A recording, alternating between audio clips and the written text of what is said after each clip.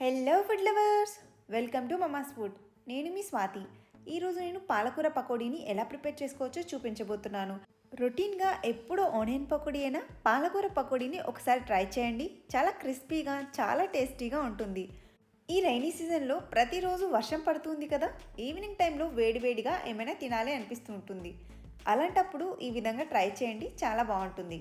మరి చూసిద్దామా ఎలా ప్రిపేర్ చేయాలో? Let's start. పకోడీ కోసం ముందుగా ఒక బౌల్ తీసుకొని అందులోకి శుభ్రంగా వాష్ చేసి పెట్టుకున్న పాలకూరను ఈ విధంగా కట్ చేసుకుని తీసుకోవాలి. నేను ఒక పెద్ద సైజు కట్ట పాలకూరను తీసుకుంటున్నాను. ఇది వెయిట్లో 200 గ్రామ్స్ వరకు ఉంటుంది. బాగా ముదిరిపోయిన కాడలుంటే తీసేసి లేత కాడలు వేసుకోవచ్చు. ఈ విధంగా కొంచెం పెద్ద సైజు ముక్కల్లా కట్ చేసుకొని తీసుకున్నాక ఇందులోకి 1 కప్పు శనగపిండి వేసుకోవాలి.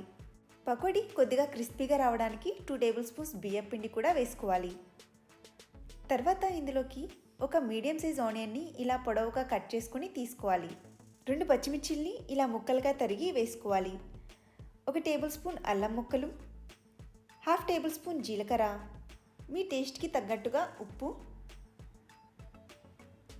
1/2 టేబుల్ స్పూన్ కారం, 1/2 టీ స్పూన్ పసుపు, కొద్దిగా కరివేపాకుని సన్నగా తరిగి వేసుకోవాలి. ఇప్పుడు అంతా కలిసేలాగా బాగా ఒకసారి మిక్స్ చేసుకోవాలి. ఈ విధంగా కలుపుకున్న తర్వాత ఇందులోకి వేడి వేడి నూనెను 1 టేబుల్ స్పూన్ వరకు వేసుకోవాలి. ఆయిల్ వేసిన వెంటనే చేత్తో మిక్స్ చేయకుండా స్పూన్ తీసుకుని అంతా కలిసేలాగా ఆయిల్ని మిక్స్ చేసుకోవాలి.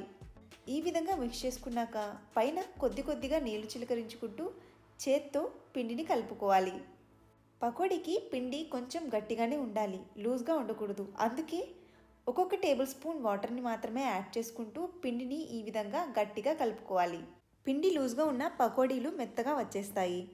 ఇప్పుడు స్టవ్ వెలిగించి కడాయి పెట్టుకొని డీప్ ఫ్రైకి సరిపడా ఆయిల్ పోసుకోవాలి. ఆయిల్ మీడియం ఫ్లేమ్ మీద హీట్ అయిన తర్వాత ఇందులోకి ఒక్కొక్కటిగా పకోడీలు వేసుకోవాలి. మరీ చిన్నగా కాకుండా అలా అని పెద్దగా కాకుండా మీడియం సైజులో పకోడీలా వేసుకోవాలి. మంట లో టు మీడియం ఫ్లేమ్లో ఉంచుకొని పకోడీలను నిదానంగా ఫ్రై చేసుకోవాలి. అప్పుడే పకోడీలు లోపల వరకు ఉడికి పైన క్రిస్పీగా వస్తాయి.